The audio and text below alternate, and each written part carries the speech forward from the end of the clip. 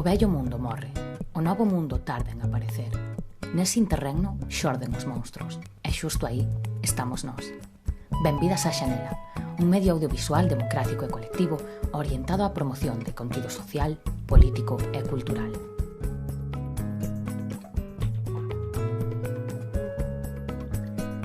Hoxe temos na Xanela a Marcos Cal, deputado no Parlamento Galego polo Grupo Común de Esquerda. Na experiencia laboral, destacamos que estivo como axente comercial e tamén como coctelero.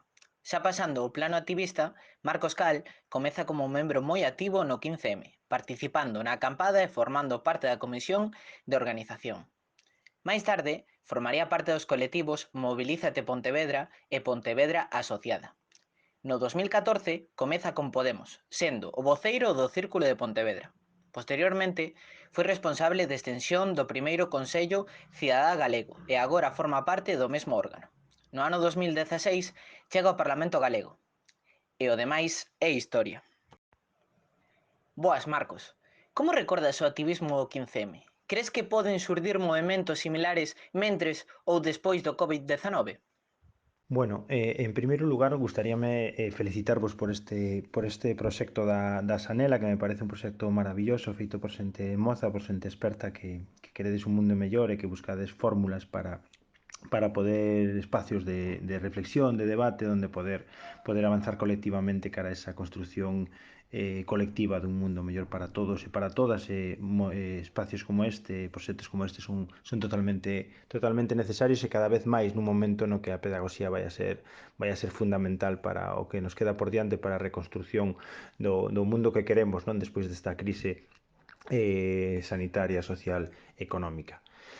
Sí, con respecto ao 15M, pois bueno, o recordo que teño do 15M é un recordo moi positivo, moi bo. Evidentemente, as persoas que estivemos formando parte da primeira liña de batalla no 15M, os que estivemos nas acampadas, nas asambleas, na organización das manifestacións, concentracións, dos debates, das charlas, bueno, de toda a actividade que se xerou no entorno no redor do 15M, pois bueno, todas estas persoas coincidimos, non, en que vivimos un momento moi bonito, non, no persoal, porque evidentemente todas sabíamos que estábamos facendo algo importante, que estábamos nun momento histórico, nun momento no que o mundo ou a sociedade tal como a coñecemos pois estaba mudando e onde traballamos sobre principios de axuda mutua, de fraternidade, de reflexión, de colaboración, de compartir, sobre principios moi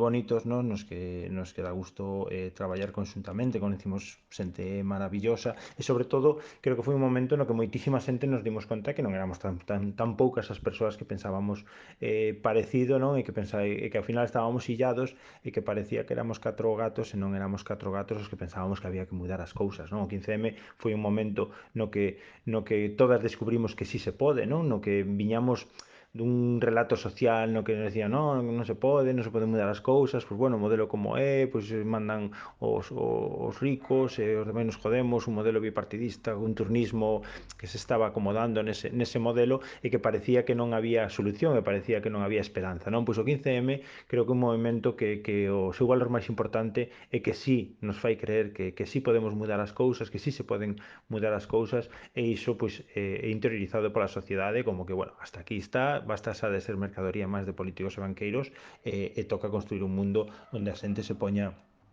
no centro, polo tanto, pois é un recordo tremendamente bonito. Ademais, eu creo que foi moi importante tamén a irrupción do 15M, non só para ese establecemento do relato social, sino tamén para facer de tapón da entrada da extrema dereita. Non vimos como en España a extrema dereita tardou moitísimo máis en aparecer que en outros moitos países. Isto ten que ver con que o 15M nun momento no que a xente está cabreada, no que a xente está frustrada, no que a xente está preocupada, donde os fascismos operan as súas anchas e canalizan moi ben toda esa rabia, pois bueno, o 15M creo que consigue canalizar dunha maneira sinalando os verdadeiros problemas e canalizar dende a defensa da igualdade, da solidaridade, da fraternidade, a defensa dos dereitos humanos, non un pouco en outro sentido. E creo que por isto tamén é tremendamente importante. E si creo que pode haber outros 15Ms, por suposto que os pode haber, e de feito creo que os hai. E dende logo que non me estou referindo ao movemento dos que chaman dos cayetanos, non? Evidentemente, a esta clase privilexiada, estas élites económicas, non? Que queren protexer os seus privilexios diante dun goberno de coalición progresista que está facendo medidas, levando a cabo medidas que son para defender os intereses das persoas, non? Ven que non poden quedarse cos pisos da xente nesta crise, evidentemente non lles gusta. Evidentemente non me refiro a iso, a este movimento, e si me refiro a movimentos como pode ser o movimento feminista, como pode ser o movimento ecoloxista, os movimentos polo clima, que teñen moitísimo do espírito 15M. O mellor performativamente non están acampados nunha praza, o mellor non é tan visible ou tan novedoso, non? Nese sentido, pero sí conteñen o espírito do 15M, desa búsqueda de transversalidade en torno a temas que nos preocupan a todas e que podemos acadar un consenso na sociedade para mudar esa realidade sobre o principio de si se pode, non? Eu creo que tanto o movimento feminista moi ben representado no 8M, nesas movilizacións multitudinarias, cheas de alegría, cheas de ganas de mudar as cousas, ou o que ten que ver co movimento polo clima, polas xuventudes que se están movendo agora ou que vos estades movendo polo clima, non? Eu estiven nas movilizacións de Madrid, no contracumio do clima do COP25, e o ambiente que ali se respiraba era un ambiente que a mí me recordaba enormemente o ambiente que respirábamos no 15M, non? Esa fraternidade, esa búsqueda de unha loita transversal que é capaz de chegar a todas as capas da sociedade e que con ilusión e con gañas tiramos para adiante para poder mudar a realidade. Por lo tanto, estamos vivindo, eu creo que a día de hoxe se viven movimentos parecidos ao 15M, e seguramente habrá máis. Cada movimento histórico é diferente. O 15M tiña as súas peculiaridades, o 8M, os movimentos ecologistas polo clima actuais teñen as súas peculiaridades, e surdirán outros movimentos noutros momentos venideros que tamén terán as súas propias reglas ou as súas propias formas de operar e de funcionar. Cal é a situación medioambiental en Galicia? Como estamos? A onde imos? Bueno, pois aquí teño que dar unha mala nova, porque é a realidade, porque é o que temos. A situación é de verdadeira alarma. O que ten que ver coa conservación medioambiental en Galicia, cando falamos destas cuestións, temos que falar dunha situación de alarma, temos que falar de que Galicia está convertida nunha terra de sacrificio. Feijóo, o Partido Popular, nestes 12 anos, convertiron a Galicia nunha verdadeira terra de sacrificio, onde uns poucos gañan moitos cartos a costa dun modelo depredador, a costa de deixar enormes impactos en forma de degradación medioambiental que pagamos todos e todas. Isto ten que ver cun Partido Popular negacionista, e non esquezamos que ata hai 2 anos o máximo responsable do Partido Popular era un negacionista convencido. Todos recordamos a Rajoy falando de que tiña un primo que non sei se era primo, se era cuñado, que decía que o do cambio climático era un conto. Isto é verdadeiramente grave, pero isto aconteceu aí ben pouco, e o señor Rajoy, ata que votamos na moción de censura pola corrupción do seu partido, era o máximo dirixente do Partido Popular, non? Entón, claro, que podemos agardar dunha organización negacionista con respecto ao medio ambiente, non? Pois que siga adiante cun modelo depredador que ademais é necesario para o seu modelo capitalista en fase neoliberal agresiva para aumentar e incrementar as contas de beneficios das grandes empresas, deixando os impactos, externalizando custos en forma de impacto medioambiental que pagamos todos e todas. En Galicia temos un problema gravísimo no que ten que ver coa perda de biodiversidade. Temos a menor porcentaxe de todo o estado de territorio con algunha figura de protección, o que é algo que evidentemente nos parecerá increíble a todos e a todas, porque evidentemente non será porque en Galicia non hai territorio con alto valor ambiental. Mas ese non é o problema máis grave. O problema máis grave é que o que sí que está protegido non conta cos recursos e coa atención por parte da Xunta de Galicia. Non temos en marcha os plans de xestión de especies vulnerables, temos un problema gravísimo coas especies alóctonas, coas plantas e a fauna invasora. podemos visibilizar ou podemos simplificalo co problema do eucalipto, pero non só, temos problemas coas acacias, co piñeiro, con multitude de especies, posiblemente o eucalipto sexa o problema máis grave que temos polo que supón na degradación do chan, na erosión, o que ten que ver coa erosión do monte, ao final, onde hai eucaliptos, pois todo se converte nun gran deserto verde, non? Donde non hai máis nada que eucaliptos porque destruen os nosos hábitats. Temos un problema grave cos lumes, que todos os anos sufrimos, coa perda de biodiversidade, a aportación ao cambio climático, a erosión e a desertificación que conleva. Temos un problema importante coa conservación do ciclo integral da auga. Quen iba a decir que en Galicia íbamos a ter este problema? Pois ben, vimos como hai un par de anos a maior metrópole de Galicia, como é Vigo, casi se queda, estivo realmente ameazada con quedarse sin abastecemento de auga. Isto ten que ver coa falta de medidas ambientais na conservación do ciclo integral da auga, na actuacións nas cabeceiras dos ríos, a conservación das moscas autóctonas, conservacións das turbeiras, bueno, o que ten que ver co cuidado ecosistémico que fai que teñamos as despensas, digamos, naturais de auga pois na mellor situación posible para poder dar resposta a cidadanía. Temos un problema importante coa xestión, co modelo de xestión de residuos, o modelo SOGAMA, que é altamente contaminante, que recicla en torno ao 10% do lixo xestionado, cando a propia Unión Europea obriga a que o próximo ano todos os Estados membros teñen que moverse en reciclarse dun 50%, pois ben, en Galicia SOGAMA recicla en torno ao 10%, ademais de que adica a incineración, que é unha forma, a queima salvaxe de lixo, a maior parte do lixo que entra. Isto se fai porque hai empresas que se están beneficiando con isto. O 49% das accións de Sogama pertencen a Naturgy, polo tanto a Naturgy lle interesa queimar lixo porque será enerxía, polo tanto no seu balance de beneficios vai a sair mellor que si o recicla. E temos un problema moi importante tamén que ten que ver coa emisión de gases de efecto invernadoiro á atmósfera. En Galicia estamos emitindo o 12% dos gases de efecto invernadoiro á atmósfera de todo o Estado, cando representamos o 6% da poboación ou o 5% do PIB. Non estamos moi por riba do que deberíamos emitir. E hai un estudo da Unión Europea, da Comisión de Medio Ambiente, que di que España é o país máis vulnerable aos efectos do cambio climático. Polo tanto, deberíamos estar moito máis preocupadas, o mellor, que outros lugares, e deberíamos ser os primeiros, as primeiras, en dar exemplo facendo políticas e levando adiante políticas que afronten a crise medioambiental e que afronten a crise climática, porque ademais en Galicia, polo propio modelo productivo, o social, económico, productivo que temos, donde a pesca, a agricultura, o turismo, a gandeiría, a silvicultura teñen tanta importancia, evidentemente nos mostramos tremendamente vulnerables a esta problemática. Polo tanto, é evidente que precisamos un xiro de 180 grados no que ten que ver coa conservación e a recuperación. Non hai que falar de conservación, sino hai que falar de recuperación, porque xa temos moito degradado coa recuperación do noso medio en Galicia.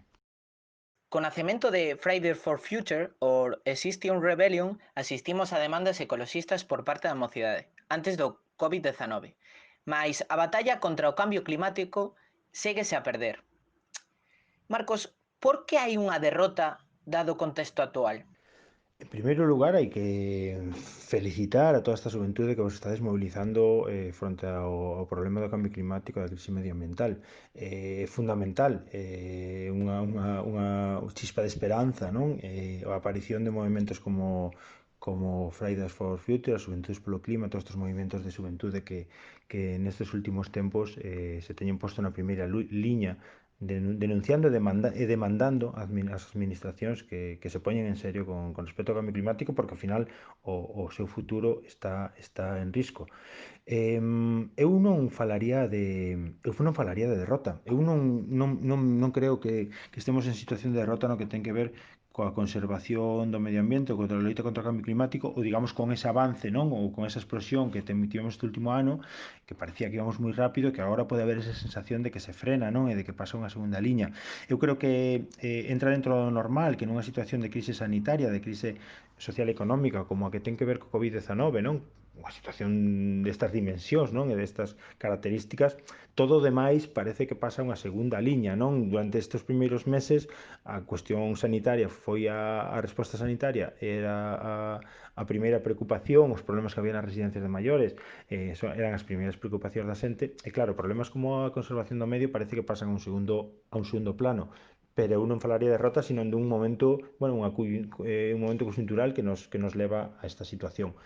Pero creo que o debate sobre a conservación do medio ambiente vai a coller unha maior relevancia a partir de agora pola propia relación que ten a protección da nosa saúde coa degradación do medio ambiente. De feito, estes días, bueno, están saindo algúns artigos nesa dirección, que se están facendo un pouco un hueco no debate, que lle está costando, polo que digo, non? Porque parece que son cousas que quedan un segundo plano, pero bueno, a medida que o debate se vaya serenando, que se vaya a situación de alarma, bueno, se vaya mellorando, o debate sobre a conservación medioambiental e a necesidade de acometer esa recuperación medioambiental para protexer tamén a nosa saúde, penso que vai a reforzar ese debate, non? A parte da saúde entra de cheo como un dos elementos a maiores, como outro dos elementos fundamentais que nos obrigan a acometer esa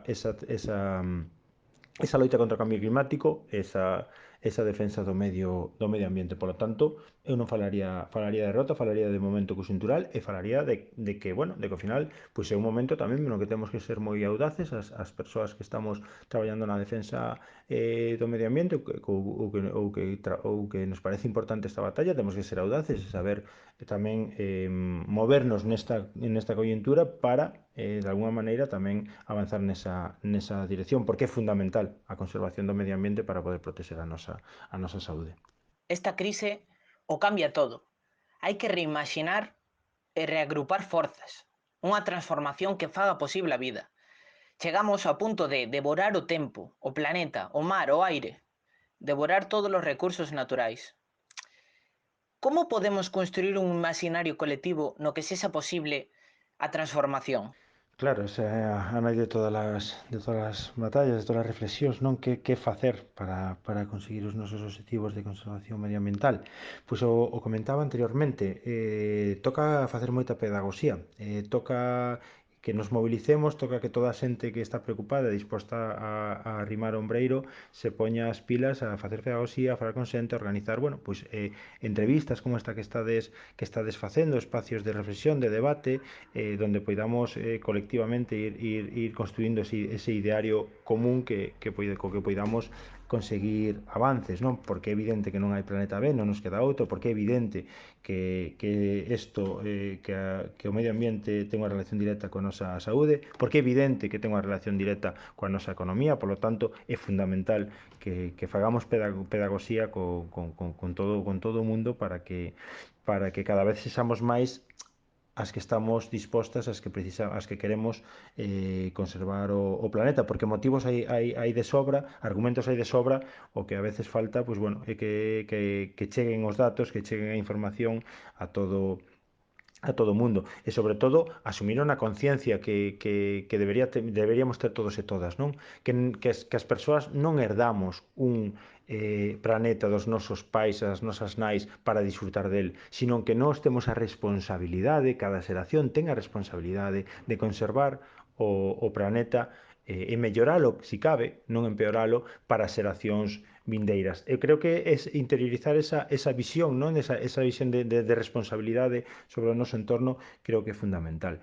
E tamén decir que a revolución, como todas sabemos, será feminista ou non será, porque a igualdade é fundamental para seguir camiñando e porque dende a igualdade, dende o feminismo, se poden acometer a transformación de modelo necesaria para que se poña a xente no centro. Creo que podemos alongar eso e decir que a revolución será feminista e ecoloxista ou non será, porque tamén sin a conservación do medio ambiente tampouco posible. Por lo tanto, estes dous movimentos, como xa comentaba antes, son tremendamente importantes para esta transformación e para este novo mundo que estamos imaginando. Por lo tanto, non nos queda outra que dar a batalla. Decía San Pedro que a única batalla que se perde, insistía moito en que a única batalla que se perde é a que non se dá. Evidentemente non sabemos o que vai acontecer, pero por nós non vai a quedar, e temos que dar esa batalla e dala dende a ilusión, dende a alegría e dende o amor, porque dende o odio e a confrontación só se poden construir cousas feas. Asistimos ao fin da globalización feliz. O mundo é un desorde. As elites tiran cara atrás, previa a destrucción dos lazos sociais para despois regresar nunha nova elite. Estas forzas de neoliberalismo autoritario só pide o voto como un hábito, similar ao consumo, ao ocio. Xa decía Gramsci que sempre hai unha vitoria cultural previa á vitoria política. Cal sería a alternativa posible e que planteamento faría en contraposición a este pensamento? Claro, totalmente ha caído a cita de Gramsci. Sin cambio cultural non hai cambio político. Isto o podemos ver perfectamente co que ten que ver co 15M e os movimentos posteriores. Evidentemente non só o 15M, sino en todos os movimentos sectoriais que saíron a partir do 15M ou despois do 15M, como ou paralelamente algúns deles co 15M, como son os movimentos na defensa da vivenda, os movimentos na defensa da sanidade, na defensa da educación, bueno, as marchas de dignidade, as marchas dos pensionistas, bueno, multitude de movimentos nestes últimos anos que conseguiron facer ou traballaron nesa transformación cultural, nesa búsqueda dese consenso, de gañar o relato ao final cultural, que propicia que logo pode haber un cambio político. Neste caso estamos falando de que propicia que logo as organizacións políticas que defendendo ese ideario e defendendo ese espírito acaben chegando ás institucións. E hoxe en día temos a Podemos no goberno. Isto non sería posible sin esa transformación cultural que se fixo dende a rúa, que se fixo dende o movimento social. E por suposto que existe esta ameaza autoritaria, por suposto que temos que ter moito cuidado, moita precaución, porque a veces se banaliza, non? Con estas posibilidades están enriba da mesa. Decía Gramsci tamén que cando o vello non termina de morrer e o novo non remata de nacer, aparecen os monstruos. En ese momento creo que estamos agora, donde un modelo capital en fase neoliberal está se esgotando, non pode constantemente seguir avanzando con este nivel de endevedamento, esta relación crecemento-endevedamento, non se pode seguir depredando o medio ambiente para manter ese crecemento e, polo tanto, é un modelo que está xerando moitísima desigualdade e, polo tanto, tamén está afectando a paz social. É un modelo que, evidentemente, xa leva anos morrendo, o 15M nace porque este modelo non dá resposta ás necesidades da cidadanía. En ese momento, nese impasse entre o que o vello non remata de morrer e o novo non termina de nacer, aparecen o monstruo do fascismo e aparecen a extrema dereita, que canaliza ou que trata de canalizar esa frustración e esa incertidume que se será na cidadanía. Que debemos facer? Bueno, por unha parte, evidentemente, traballar no eido da pedagogía, que é fundamental no que ven por diante, pero despois tamén, o máis importante neste caso, baixo o meu punto de vista, é poñer en marcha un modelo que dé solución aos problemas da xente, que, polo tanto, esa incertidumbre ou esa preocupación ou ese medo que aproveita o fascismo para penetrar, pois desapareza, porque xa hai un goberno que coida da xente. Polo tanto, levamos dicindo moitísimo xente, o mellor antídoto contra o fascismo son as políticas sociais, son as políticas de cobertura social que dan solución aos problemas da cidadanía. Se a cidadanía ve que non hai resposta por parte de ningunha das posibilidades que teñen o goberno, pois bueno, ao final acaba acontecendo que hai xente que xira a súa vista cara a posicións fascistas nun momento de desesperación. Por lo tanto, políticas sociais e políticas que poñan a xente no centro, sin ninguna dúbida. Con respecto á redución da polución, que posición debe ter o goberno galego? Que medidas debe tomar o goberno galego en coordinación cos demais actores políticos? Pois cando falamos de polución falamos dun problema verdadeiramente grave e que afecta a moitísima xente. A propia Axencia Europea do Medio Ambiente cifra en 30.000 mortes ao ano no Estado español a causa da polución. Por lo tanto, estamos falando dun problema dunha dimensión importante, sobre todo cando sabemos que a metade da poboación vive nas cidades, pois estamos falando de que a metade da poboación está exposta a esta problemática. Isto se aborda fundamentalmente dende a aposta decidida pola mobilidade sostible, dinamizar o transporte público, impulsar actuacións que beneficien e que favorezcan e que dinamicen a mobilidade en bicicleta ou a pé. Isto se fai, pois, bueno, a hora de diseñar dende o urbanismo, a hora de diseñar as nosas cidades, e mesmo en grandes cidades, en lugares concretos, pois tamén penalizar a mobilidade en vehículo individual a motor. É unha cuestión evidentemente de vontade política, e que ademais a aposta pola mobilidade sustentable nos vai a ter un montón de beneficios, a maiores tamén, que non teñen que ver só coa reducción ou coa eliminación deste nivel de polución nas cidades. Eliminamos atascos, reducimos a siniestralidade viaria, que tamén é un verdadeiro drama, e ademais gañamos moitísimo espacio nas nosas cidades. Máis da metade do espacio das nosas cidades están ocupados polos vehículos individuales a motor. Polo tanto, a reducción desos vehículos nos xeraría espacio nas cidades que sería un beneficio da ciudadanía para aproveitar de moitísimas maneiras. E mesmo agora, na situación na que estamos de emerxencia sanitaria, coas actuacións, coa necesidade do distanciamento social, a mobilidade en bicicleta se converte nun dos nosos aliados principais, e vemos como hai cidades que están facendo esta aposta, adaptando rúas para a mobilidade en bicicleta, como pode ser Barcelona, como poden ser París e outras moitas cidades que están facendo esta aposta. Unha aposta que os gobernos, os concellos do cambio que entraron en 2015 tamén fixeron. O vimos en Compostela, o vimos na Coruña, o vimos en Madrid, o vimos en Barcelona, como esta aposta pola mobilidade sostible era un dos eixos fundamentais de actuación e un dos eixos fundamentais nas políticas de mobilidade. Por lo tanto, unha cuestión de vontade política, apostar por este tipo de mobilidade, comenzar a transformar as nosas cidades para que sexan cidades nas que a mobilidade sostible nos suple ou pode cubrir moitas das necesidades, ou a maioría das necesidades mesmo que temos en mobilidade urbana. Xa no plano europeo, os exemplos que comezan a xerar os países da Unión Europea, como Italia e Francia, son transformadores. Vese a nivel municipal, como París, que está investindo en servizo municipal de transporte gratuito, ou a nivel educativo, formación en normas básicas de tráfico. Pola parte de Italia, a nivel estatal, está implantando rebaixas nas compras de transporte verdes, bicicletas, patinetes electrónicos, etc. Iso sí, ata finais de ano. A pregunta é reversible a acción humana? No caso de Galicia, como pódese reverter este asunto? Fomentando o comercio local e de proximidade? Claro, as políticas de mobilidade son fundamentais nesta batalla. As políticas que teñen que ver coa enerxía, as políticas que teñen que ver coa mobilidade son as principais a hora de abordar as problemáticas ambientais, ou relacionadas fundamentalmente co cambio climático. O comercio de proximidade, dende logo, que é unha aposta necesaria. É evidente que hai que traballar nesa dirección.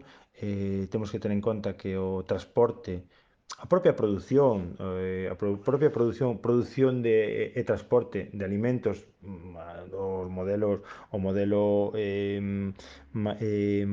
que máis implantado está, é un modelo que está que está aportando moitísimo ao cambio climático. Lóxicamente, traballando no comercio de proximidade, pois eliminamos gran parte dese transporte coas emisións de CO2 que conleva. E ademais tamén de tamén avanzar noutra dirección, que tamén é importante, que é o que ten que ver coa soberanía alimentaria. E se falamos de comercio de proximidade, no que ten que ver coa alimentación ecolóxico, pois tamén é bo para o noso planeta, aínda mellor para o planeta, e moi bo para a nosa saúde. Por lo tanto, hai que ir nesa dirección sin ningunha dúbida. É reversible o que ten que ver coa polución das cidades, lóxicamente sí que é reversible dunha maneira bastante inmediata, e o vimos nestes 2 meses onde a mobilidade se reduxo moitísimo, e vimos xa como gran parte da polución que había nas cidades desapareceu. Eu fai pouco falaba cunha amiga que vive en Madrid e que me decía que donde ela está que nunca vira a serra e agora estaba vendo a serra, non? Que se podía ver moitísimo máis lonxe gracias a esa reducción da polución. Eso sí que ten un efecto inmediato, non? No que é a polución das cidades. O problema máis severo, máis serio temos co que é a reversión do cambio climático. Chegamos 30 anos tarde, posiblemente, 30 anos de avisos científicos que non foron tidos en conta e agora estamos nunha situación extrema. A propia liberación de carbono do permafrost, o propio de situación do deshielo, a falta de vontade dos grandes países emisores nos fan que, bueno, que sexamos pesimistas a hora de poder revertir este cambio climático. Temos que falar de reducir o que é o incremento da temperatura global. Estamos falando dunha media agora de 1,5 grados a nivel do Estado. En España estamos por riba desa media, estamos un grado entre 1,5 grados e 2 grados. Eso vai a ser máis complicado, revertilo.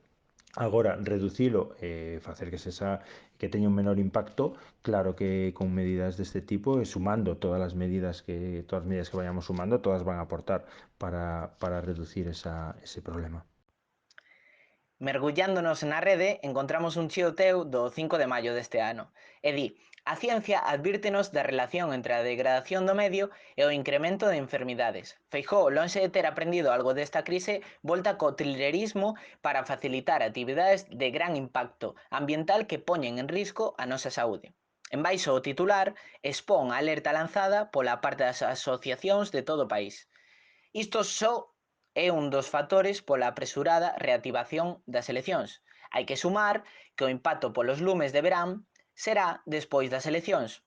O presidente da Xunta xustifica tamén con que no mes de xullo haberá menos turismo e polo tanto menos xente en Galicia, en comparación a setembro. Isto gracias a ter un forte apoio mediático, estando máis horas en emisión que nos últimos 11 anos de goberno. E por último, presidente interino, que deixa sen efecto o acordo para que Feijóo compareza cada 2 semanas no Parlamento galego. Con todo isto, como se encara unhas eleccións tan diferentes? Claro, estamos nunha situación na que nunca estivemos para moitas cousas e tamén o que ten que ver cun proceso electoral. Claro, ese chío que ti comentas é que, claro, estamos falando dunha situación verdadeiramente grave. A relación de prevención medio ambiente e enfermidades é algo que a día de hoxe ninguén discute, que todo o mundo ten claro. Pues, bueno, nese contexto, en medio dunha crise sanitaria, a Xunta de Galicia decide desatascar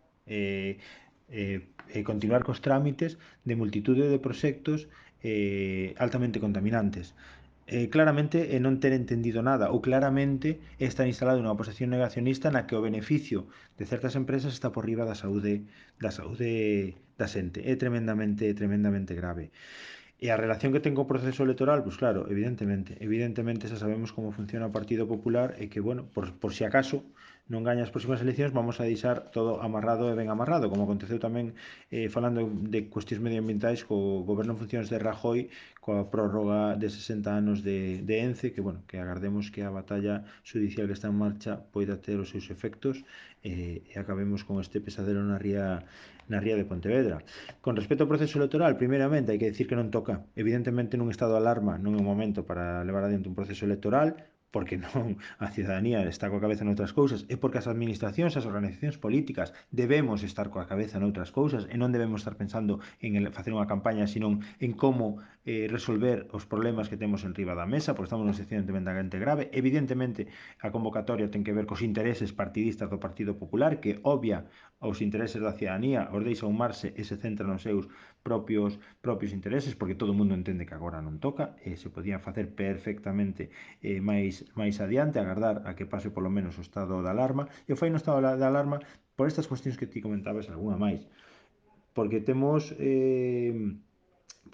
o problema, evidentemente, no brán dos lumes, que sabemos que co modelo forestal da Xunta de Galicia do Partido Popular, dictado polos lobbies madeireiros e pasteiros, sabemos que o problema dos incendios cada brán existe un risco enorme, agora, evidentemente, coa suma do cambio climático e da situación de seca, que se agravan moitísimos máis, chegando a estos lumes que os expertos chaman de quinta xeración, e que son moito máis virulentos e máis agresivos. o que di Feijóo de que hai menos turismo en Suyo que en setembro, basicamente mentira, é outra das mentiras de Feijóo. En setembro hai máis turismo que en Suyo en Galicia, pero bueno, non lle custa nada mentir á cidadanía unha e outra vez, como mentiu cando dixo hai 15 días que as eleccións non estaban na senda do Partido Popular, 15 días despois aparece coa convocatoria de eleccións, ou como mentiu tamén hai uns días dicindo que iba a comparecer cada 15 días no Parlamento, e nestos 2 meses e pico pois compareceu unha soa vez na Cámara de Representación dos Galegos e das Galegas neste momento tan importante, porque preferiu estar facendo publicidade e propaganda utilizando os medios públicos, manipulando os medios públicos e utilizándoos para facer propaganda, como veñen de denunciar o propio Comité de Representación dos Traballadores, que se está incrementando esta manipulación neste momento de crise, que sospeitan que agora coa campaña se vai a manipular moitísimo, moitísimo, moitísimo máis.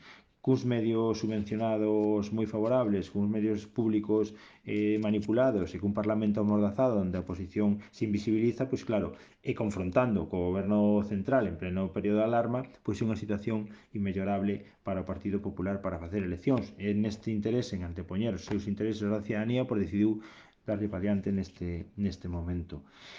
Que temos que facer nós? Evidentemente é tremendamente importante que nas próximas eleccións haya un goberno de coalición progresista, como temos no Estado, para comezar a construir o mundo que precisamos despois desta crise.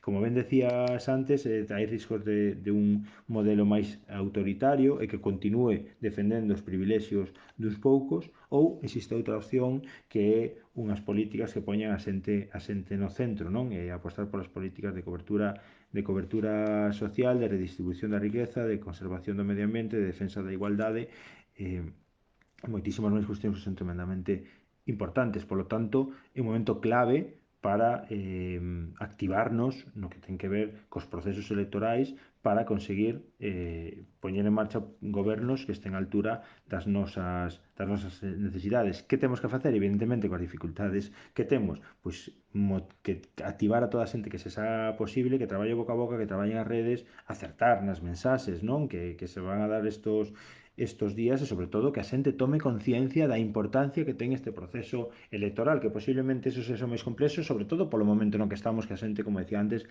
está coa cabeza noutro sitio. Bueno, temos que tratar de que a xente sexa consciente desta importancia, e que cando chegue o 12 de xullo, pois a xente, ou previamente por correo, que a xente emita o seu voto para conseguir poñer en Galicia en marcha un goberno de coalición progresista, que o precisamos moitísimo, porque hai moitísimo que reparar e porque temos un mundo por diante que construir. Para rematar, como afronta a Xunta o problema sociosanitario? Pois tristemente o afronta dende a confrontación e dende a falta de xestión, dende a publicidade e propaganda e dende o electoralismo, como estivemos vendo estes 2 meses e como seguiremos vendo tristemente o próximo mes e medio, dende a falta de responsabilidade do que debería ser os xestores dunha administración pública. O vimos cos problemas dos respiradores, que Feijóo saía públicamente a criticar o goberno do Estado por non tirar respiradores e pois enviaba respiradores a Madrid. O vimos co das mascarillas, saía públicamente a criticar que o Estado non lle mandaba as mascarillas, e eles aparecen almacéns donde a Xunta de Galicia ten un montón de mascarillas.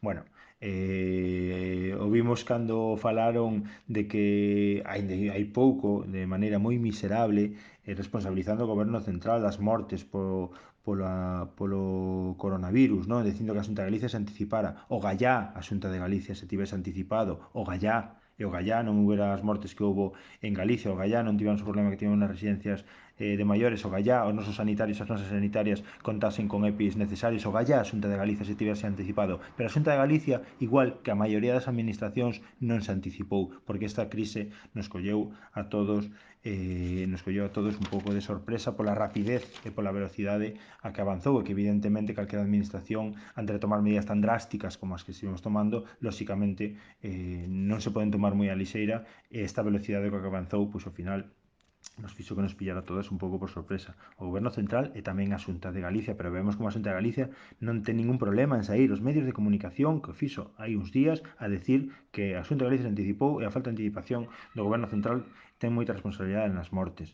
Bueno, pois este é o Partido Popular, uns malísimos xestores que non prácticamente non fixeron ben o seu traballo aquí en Galicia. Vimos os problemas que houve coas residencias de maiores, que non quixeron medicalizar, nas que non quixeron intervir cando o decreto do Estado lles habilitaba para facelo, non o quixeron facer. Vimos como todos os problemas que houve no sistema sanitario con todas, bueno, o propio colectivo sanitario saiu xa con multitude de comunicados a criticar a actuación da Xunta de Galicia no que ten que ver con ausencia de EPIs, no que ten que ver coa non intervención das cámaras de hospitales privados, co que ten que ver coa propia acción da Xunta destes 12 anos onde reduciron o persoal en 1000 persoas de sanidade, onde reduciron tamén preto de 1000 camas do noso sistema sanitario. Saíron a criticar a utilización dos PCRs que enviou o Estado por parte de Feijóo para facer publicidade, facer unha campaña publicitaria dicindo que facía test a xente en vez de facerlo os sanitarios e as sanitarias. Bueno, vimos como fixo unha xestión